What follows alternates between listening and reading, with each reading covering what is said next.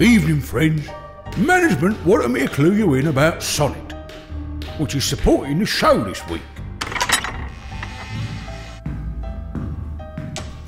Sonnet's an easy-to-use podcasting app for your Android mobile. The rooms can be a rough place, right? Just a tough pull. Listening to podcasts should be way easier. And that's why Sonnet's got this clean design, a user-friendly interface, and a modern aesthetic that old Todd personally finds delightful. Use it to discover new shows, listen to your favourites, and keep up to date with all our stories here in the rooms. The best bit? Sonnet is free.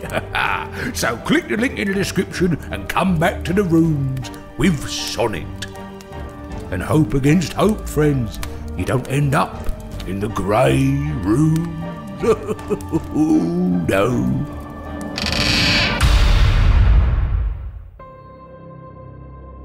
This episode contains mature language and situations. Listener discretion is advised. You wake, standing on the doorstep of a beautiful mansion. The front door stands open. You can hear voices, music, so many people. You step towards the door. You have to know what's inside. You're lost. You have no memory of how you got here. It doesn't matter. Because now, you belong to the Grey Rooms.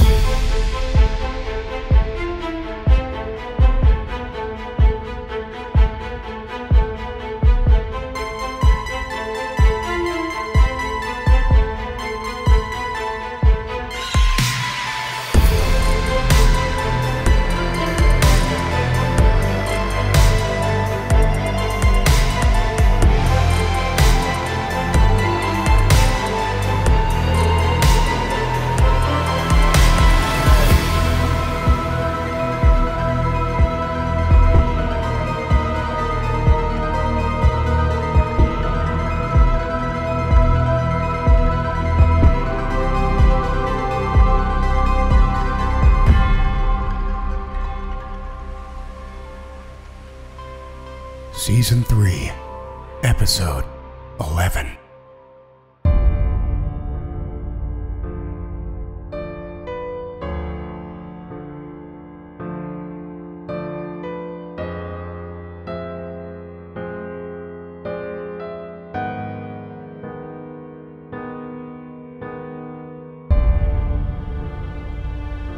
What are we? When all is said and done, we are the sum of our choices. Our choices define us. And so my time at the Manor, choice by choice, defined who I was, and what I would become. My early days in the Grey Room ended with the Warden's transformation, the third door, my torture in the barn, my respite, and the arrival of my son. It seems so long ago now. Months, perhaps years passed for me inside those endless corridors. I adapted in my own way. I became a part of the project, just as management had hoped.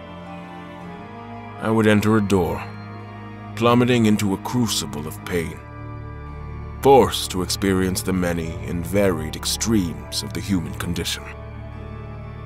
And then, I would inevitably die. Afterwards, I returned to the safety of the Manor, to a world of endless hallways and empty platitudes. I did this again, and again, and again. It was just as Bob had said that day on the hearth porch. The story of a quest in the Grey Rooms is, when all is said and done, a simple one. Seasons at Ash Manor were the only indication I had of passing time. One day it would be warm and bright, the peak of summer. And on my next return it would be cold and dark, white powder blanketing the carefully manicured grounds beyond the manor walls. My interactions with the inhabitants of the manor took on a familiar, if not always friendly, regularity. If it was Alma, she and I would sit for tea. I would pet her dog.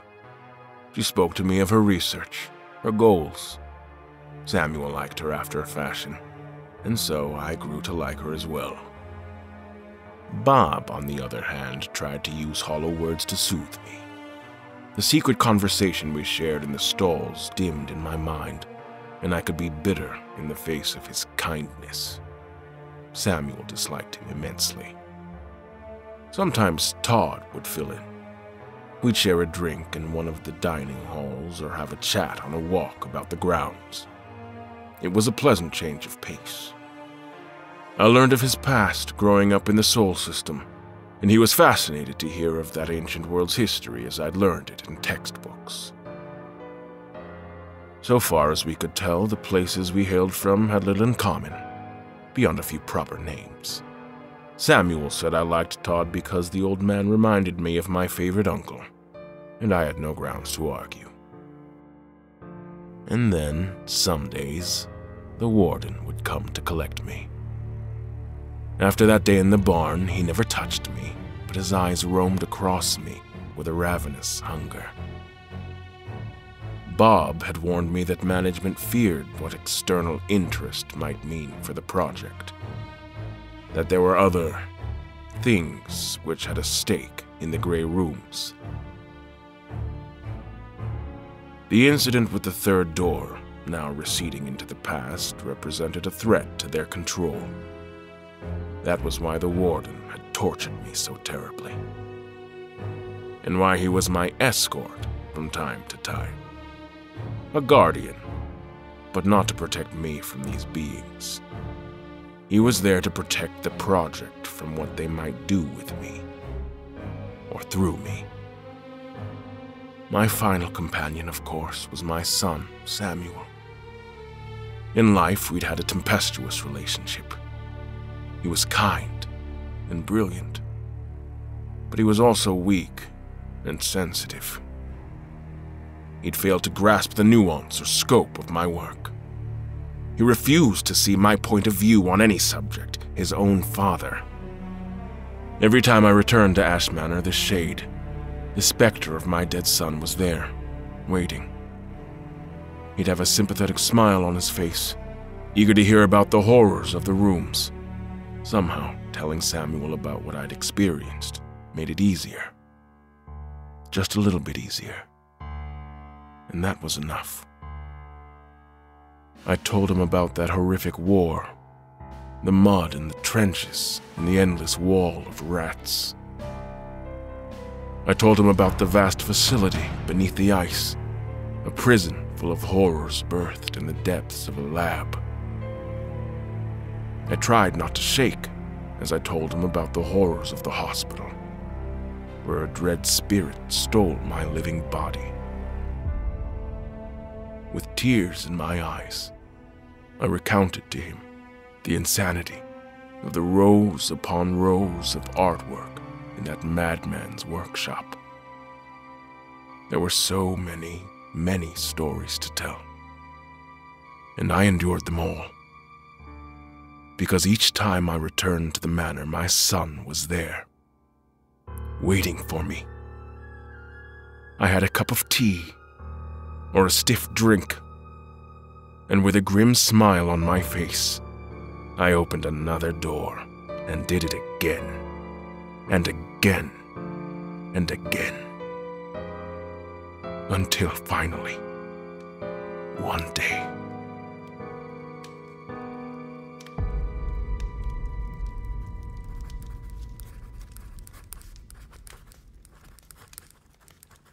I don't understand your fascination with this mannequin man. He's ridiculous, Dad. Look at him. No one is that tall. Later, son. Later.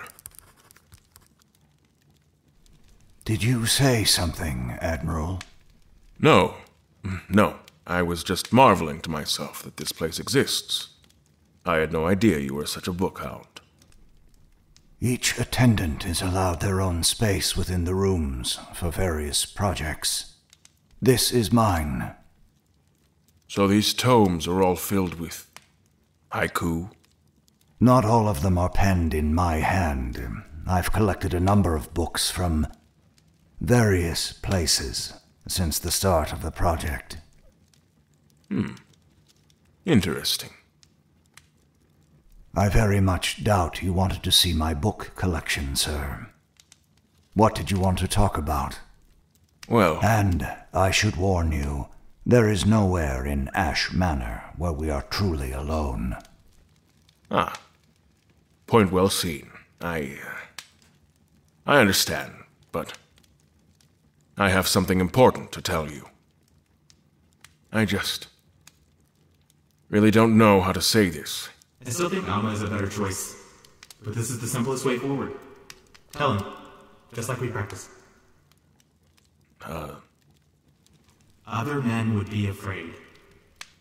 There's been, development, and I wanted to ask you what the correct course of action might be. Go on. You recall quite some time ago now, you gave me a connection to the rooms. Yes. We had hoped it would convince you to work with us. Instead... Disaster. And the Warden's tender ministrations. Quite. Why do you bring it up? Well... I don't know how else to say this. It's back. What's back? The connection to Ash Manor. That clear, thin line. It's returned. I can feel it. That's not possible. I imagine that you might say something like that. But it's true. I felt it. Creeping slowly back into my head. Just now downstairs. When we were discussing my rooms, I could see it. As clearly as I see you before me. Show me. Are you sure? If I'm going to talk to management about this, I'll need to see it for myself. Show me. Which room caught your eye? Last train sounded interesting, if nothing else. Very well. Picture it. Find the line in your mind. Lead me there. I won't stand in your way. He bought it. All right, follow me, Dad. I'll get you there. Very well. Let's go.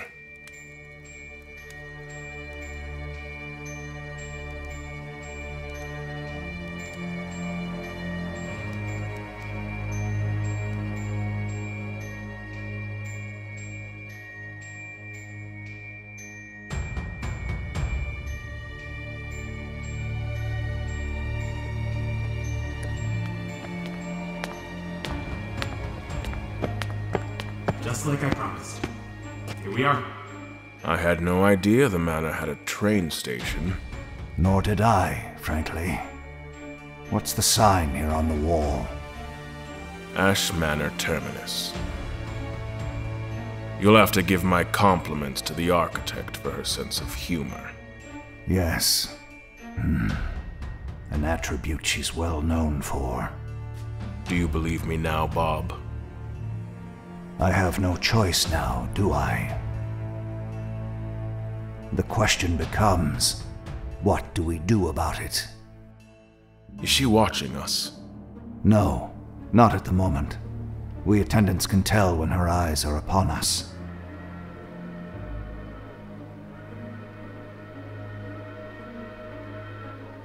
It appears your room is arriving.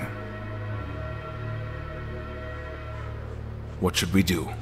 For now, nothing. Enter your room. I'll give this some thought, and we can speak again when you return.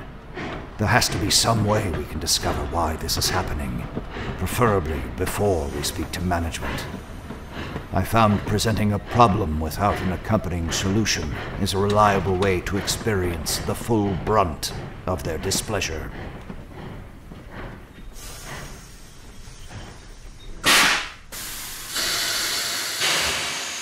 Sure enough, there on the door.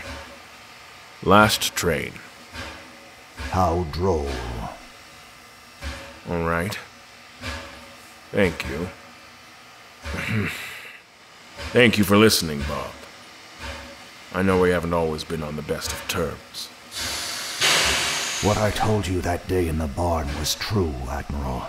I have no wish to lose another guest. I am your attendant, after all.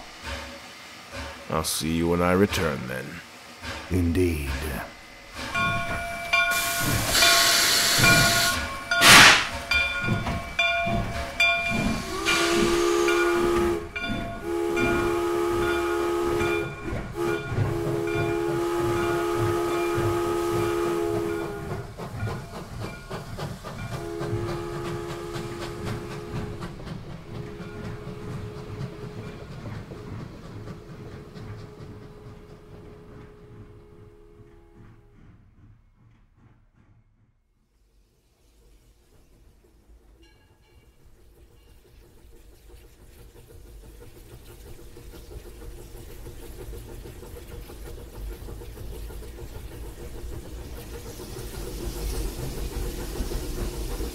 You did great.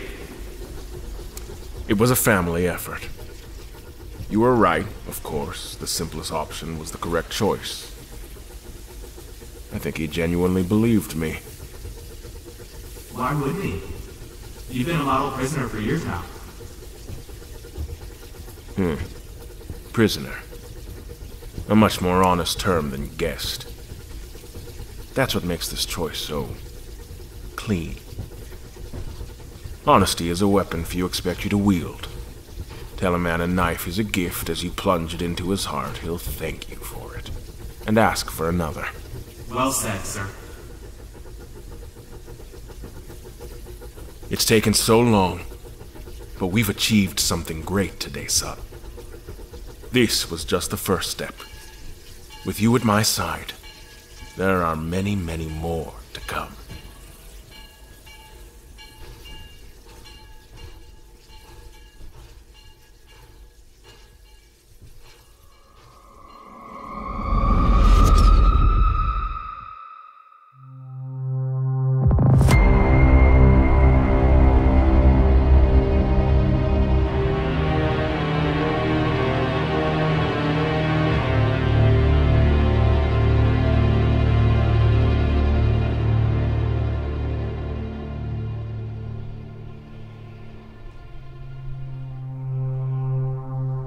It's freezing.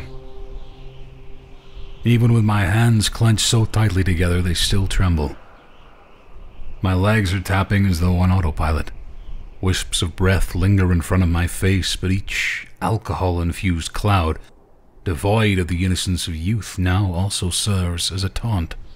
Just another bad decision in an ever-increasing portfolio. Should have known by the tattoos across her fingers. Who does that? Was it Queen? But those legs, and that killer smile, not to mention the countless shots we shared. Oh, my bloody head. I've been at this station for 30 minutes already, and there's still another 15 to go before my train. I can't even remember the town's name. She said it was rural, but that was an incredible understatement. That pub. I've never seen so many inbred people under one roof. Maybe a lucky escape that she didn't come out of the bathroom. The station certainly hasn't been cleaned for a while. Faded timber covered in thick cobwebs and uneven wooden floor stained with juice from smashed blackberries. Overgrown thickets of fruit force their way through the rotting wood of the building, and their spiky limbs creep out into the darkness. They wrap themselves around the rickety paling fence that runs alongside the rusty track. The station's solitary floodlight is broken, and we are lit by moonlight alone. I'm dressed in a cheap thin suit. Only the kid dressed in brown shorts and a dirty white t-shirt seems less prepared than me. Blood is pumping in my ears impossibly fast and loud, and my head feels like it's gonna crack. The bounce of the ball against the wall is beginning to feel like it's pounding directly against my brain. He's just a kid. What am I supposed to do? I look over to the couple at the far end of the bench disapprovingly. but they are too wrapped up in each other to notice, adorned with scarves and thick meshy sweaters that look like heaven. Oh, why does he have to do it directly next to my head? Hey, kid. The thumping continues without acknowledgement. I give him the benefit of the doubt. Hey, kid. I pull the wallet from the inside pocket of my suit jacket. The thumping stops almost immediately. He turns to me, clinging the ball close to his chest, stranger danger written across his face. He must be 7, possibly 8, and automatically I feel sorry for him. Dressed in summer gear, filthy from head to toe with dirt, covered in blackberry juice, the poor kid is as thin as a rake. Could you take your ball a bit further over there, please? Just a bit of a headache, son. I wave a note in his direction, and the kid eyes me warily. His face is as perfectly pale as the moon behind him, only tarnished by the smudge of red on his top lip. He opens his mouth to speak, but doesn't. He just leaves it, hanging open. You know, it's cool. I'll just put it down here on the seat, and you can take it, okay? I place it as close to the edge as possible, and he shuffles forward before leaning in to take it. What's your name, bud? He doesn't answer. Just looks beyond me to the 2 folks dressed in their toasty warm clothes. I'm Ralph. I know, stupid name. Blame my mom and dad for that one. One of those blackberries like, any good? Ralph. He walks away, giggling. That's okay, kid. Mock me all you like. Just take that fucking ball away. The train should be here soon, but I'm guessing there isn't much around here you can rely on. I must stop drinking, I tell myself again. Getting myself in such a mess. Will I ever learn? When I got on the taxi with her, I had no idea we'd be going out of town. We even had to stop twice to let her pee, and the ride ended up costing me a goddamn fortune. In the distance, the kid kicks his ball against the decrepit fence, and I immediately feel guilty as it is claimed by the thorny grip of the bushes. He runs over to collect it and gives it another firm kick, but again the ball does not return to him. Staring at the fence, he remains perfectly still, as if in disbelief. Finally, he looks up at me, and I quickly move my stare towards the ground. Shit, is he crying? Glancing back, I see the couple, tongue deep in each other, his big hand curling around her neck. The last thing I need tonight is any trouble. I get up from the seat and move away from the partial protection of the station, wincing as the bitter cut of the wind catches me by surprise. Keeping an ear out for the train, I make my way towards the kid, my best shoes sinking into soft gravel and dust. I stare down the rusty railway track, memories flooding back to my childhood, to a time when life seemed comfortably linear. I don't know whether to feel jealousy or pity for the watery-eyed kid in front of me. It went down there, Mr. Ralph. He's pointing to the broken fence, and the black hole that somehow escapes the attention of the bush. The moon does its best to offer some guidance, but as I crouch down, I see only brown dirt and a few spindly branches ready to tear my suit to shreds. I turn to the kid and see his bottom lip quivering. He's ready to go, like a dam about ready to burst. I look back towards the station, but there is no change. That's enough for me to remove my jacket and plunge my knees into the dirt. This kid needs a hero.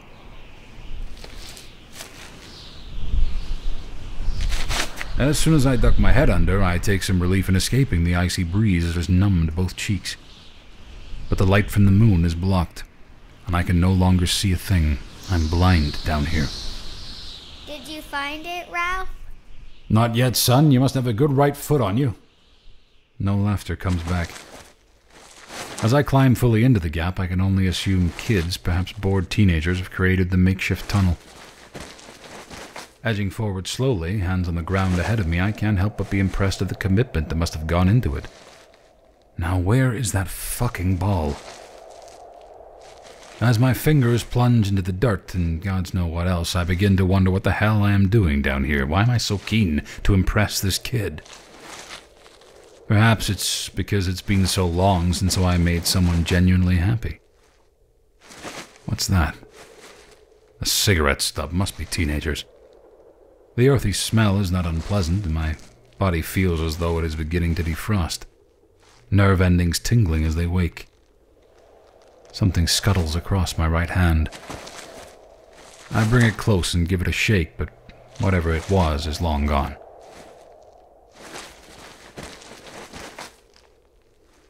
You still there, kid?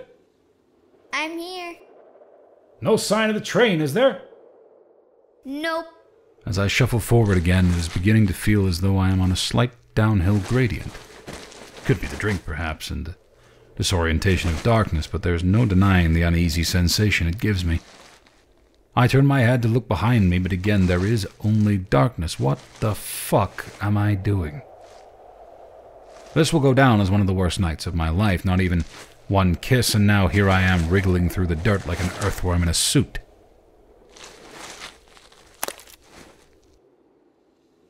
My hand plunges into something soft and wet, but I do not stop to investigate. Christ, it must be around here somewhere. And what is that fucking smell? The tunnel is getting narrower. My elbows are beginning to grind against the hard dirt wall, and the top of my head keeps grazing the roof. My body is telling me to back up, but I don't want to let the kid down. He looks like he's been let down too often before. Just a few more feet. Pushing forward on all fours, it's getting harder to get any traction. The muscles in my arms and neck are suddenly beginning to ache, and I suddenly feel exhausted. Even as I pause for breath, it feels as though the walls are closing in, as though they are trying to trap me down here forever in darkness. I think I'm done. Did you find it yet, Ralph? For fuck's sake.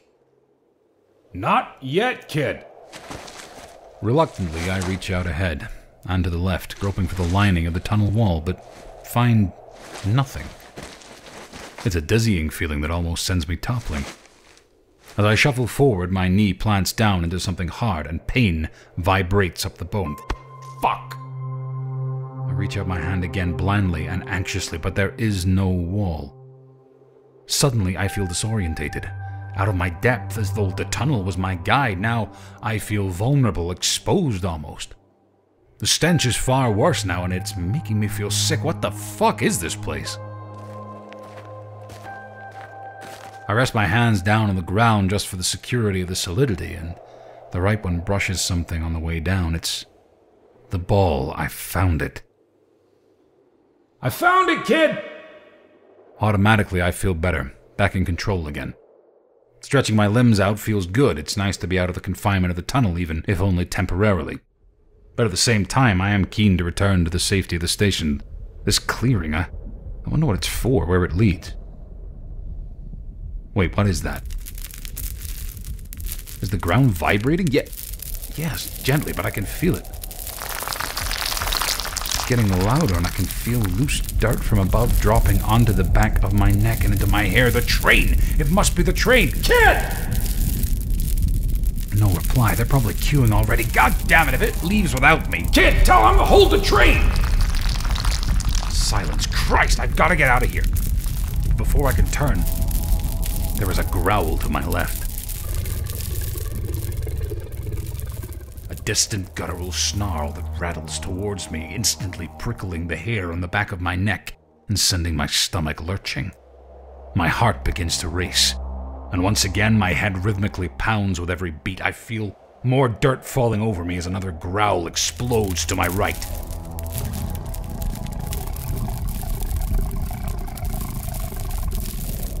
It's a spine-chilling noise, unlike anything I've heard before. Unworldly. I pause, scared to breathe.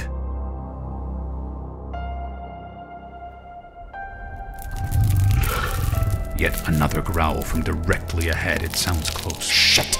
Some of the falling soil lands in my right eye, and I try and blink it out. I can't fucking see a thing. What the hell is going on? Urgently, I turn and begin to scramble forward, hands flailing blindly ahead and eyes blinking wildly to see. There's an immediate surge of relief as I finally connect with the wall. I lurch forward, clumsily brushing against the side of the tunnel, wincing as my shoulders bounce off the hard dirt and as my limbs sing with pain. Behind me, another growl. It's close. Shit, what the fuck? Help! Wait, is that it? Fuck! Yes! The opening! I see the kid's feet. Come on! Come on, nearly there! I'm gonna make it! Yes! As I near the opening, I feel icy cold caressing my hand, and the wind sweeps across my face. It is well received, and it fills me with hope. Just 2 more feet. My right hand lands in the moonlight first, and I drag myself through, head now in the open and full of relief. I can see the train, still sitting at the station. It's all gonna be fine. I look towards the kid, who looks even paler than before. Pure terror across his face. It's okay, kid. Fuck! What the fuck was that? I try to drag myself out, but something has my leg. Jesus fucking Christ! An excruciating ball of pain surges up my left side.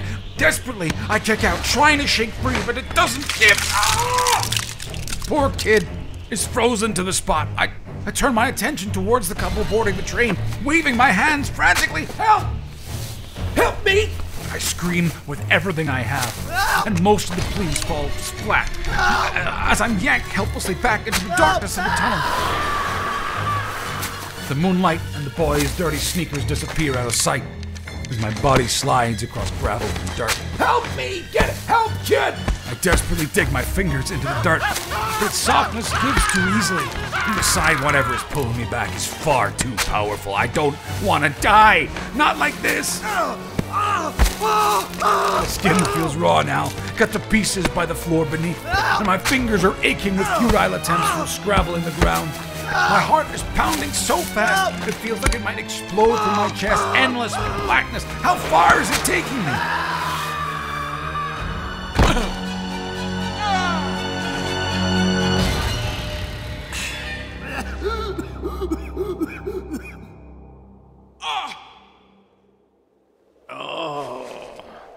I always wondered if your life flashed in front of you. Now I know. Just the good stuff, it seems. A cruel and nostalgic montage of happy memories. People you've loved and the ones that got away, your parents. But all of that is fading now. Along with the pain, it feels like I'm floating through space in endless limbo between life and death. Perhaps I'm already dead. Perhaps my heart already gave up the fight. I'm fading. The blackness that surrounds me leaks into my vision. And I'm gone.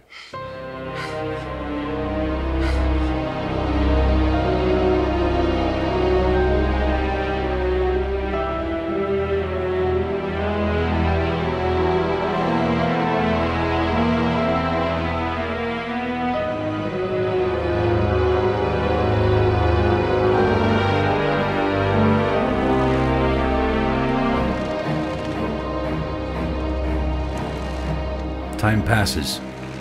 I don't feel it.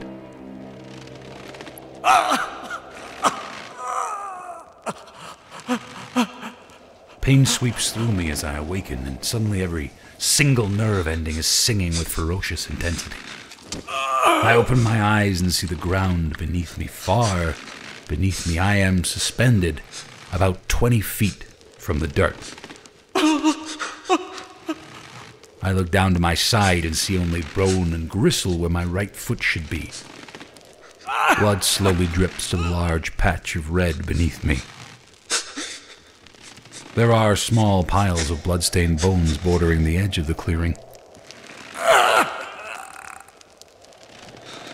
A single small flame in the center casts its light on the horrors of the tunnel.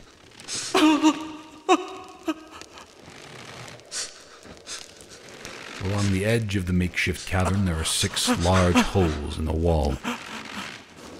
From one of them comes another of those terrifying growls that instantly brings tears to my eyes.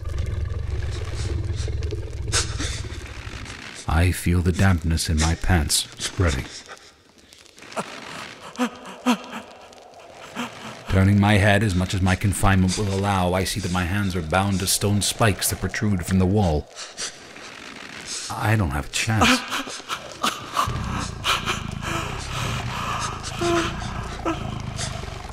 Another growl echoes into the chamber, this time from the right. A wave of pain explodes across my body, and I find myself praying that I will soon pass out again. A tear rolls down my cheek to the floor beneath, more growls getting closer. The first one emerges from the hole on the right. It's almost translucently naked and scrambling swiftly and seemingly effortlessly on all fours. It looks up towards me and then raises itself on its 2 rear legs in a human-like stance. It's large, and the face is almost human, but the bone structure is slightly different, possibly to house the enormous mouth. The shoulders are wider, and the rest of the body sinewy and agile. It fixes its gaze on me, a cold stare that suggests nothing but a predatory instinct, and I cower and shrink against the wall. It roars, a blood-curdling snarl that shakes the entire room.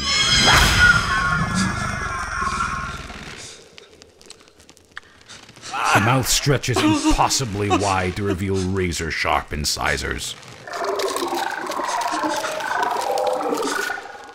It begins to scale the wall towards me, using its blade-like fingernails to cling to the dirt walls. As it effortlessly clambers towards me, I see others emerging from the holes beneath. Please pass out. Please pass out. Never in my wildest dreams did I anticipate such a fear. But my body crawls with it. These things, they plan to feast on me, and all I will be able to do is watch as they rip me to pieces. Saliva drips from the side of its mouth as the first one nears me. More growls bellow in the distance. This is how it's going to end. The first one is on me now, sniffing my essence. A long tongue flicks out of his mouth and rakes down the side of my face. He puts his head close to mine, drinking deep of my scent. He begins to laugh then, a deep bellow that echoes through the chamber. As more of them gather around, I close my eyes and wait for the pain. I don't deserve this. Please get it over with. Eyes scrunched tight, body stiff with fear. I wait. But no pain comes. The growls die down and a deathly quiet falls. It is still foreboding, but it gives me an ounce of hope. Lets me believe that I might live through this. But when I open my eyes, all hope fades. There are dozens of them. On the walls, on the floor, on the ceiling. They are surrounding me in all directions. Some of their faces somehow familiar. A piercing growl shatters the silence as another of them emerges from a side passage. Female this time, long brown hair draping across her naked, pale shoulders. She growls and bears her incisors towards me, beginning her climb. The others watch as she closes the distance between us. Everything is swimming again, and the pain is starting to fade. Please pass out. Please take me. but she's already on me. I recognize the smile, but it's wider than before. I look down to see the tattoos across her fingers as she runs her inch-long blades down the side of my cheek. Her lips are close to mine, and the smell of cheap liquor is still on her breath. Did I do good, Mama? She moves aside to make room. I see the mutated kid crawling towards me, smiling hopefully. Red stain still on his lip, the incisors exposed. They all begin to close in then, the residents of this godforsaken town. And that is my end.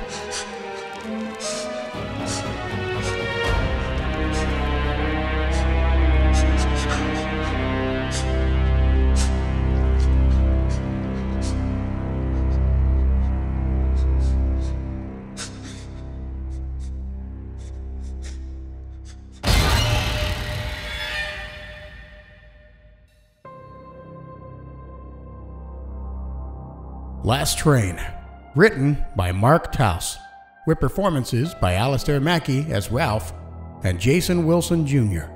as that lovely little boy. Manor Terminus, written by Michael Zenke, featuring performances by Eddie Cooper as Beckett, Michael Turrentine as Samuel, and Graham Rowat as Bob. Musical composition by J.M. Scherf. Episode artwork, web development, and creative direction by Cassie Pertite. Social media and Patreon management by Brooks Bigley. Videography by Hale Scherf. Audio engineering and sound design is by me, Jason Wilson. Well, another episode down, listeners. We are through the halfway point of Season 3, and we hope you're enjoying the ride. You know, we really could not do this without all of you. And we would like to take the time to thank our patrons once again, and to any of those who have taken the time to leave us a 5-star rating and review. Those reviews keep us at the top of the charts and makes it easier for more tortured souls to find this show.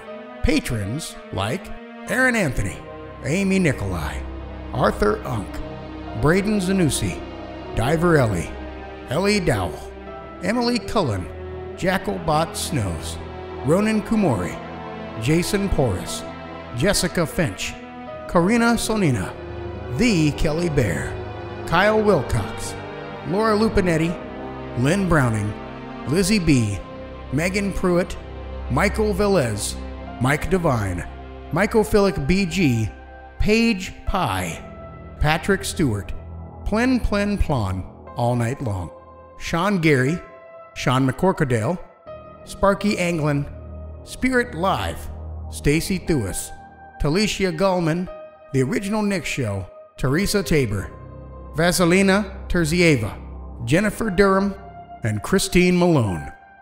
The Grey Rooms is also streaming for free on Spotify. Just get the Spotify app or open the browser and search The Grey Rooms.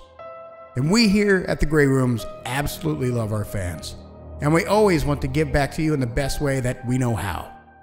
So we have a lot of fun things to show you, and we hope you like it. You can find out more by joining us on social media. You can find us on Instagram, Twitter, and Facebook, not to mention YouTube and Reddit. We took your advice also and extended an olive branch to all of the tortured souls who have passed through the rooms. Our emotional support group is always looking to help you with all of your emotional needs. Don't forget about our merch store. It's full of epic designs and logos for you to sport, showing the world you are a survivor of these very rooms. All of this can be found in the show notes or on our website at thegrayrooms.com. And let's not forget the Discord channel. If you would like to jump into a very friendly community, then join our Discord. You can meet authors, actors, patrons, and sometimes Bob, and sometimes the warden pops in there and pretty much just threatens you. All of this can be enjoyed for free in our Discord channel. Well, feel free to jump on over there and join the conversation today. Thanks ever so much again for giving us a listen. We truly do appreciate it. We're going to go ahead and get back to this as we have a lot more to cook up for you. But till next time, we'll see you next week.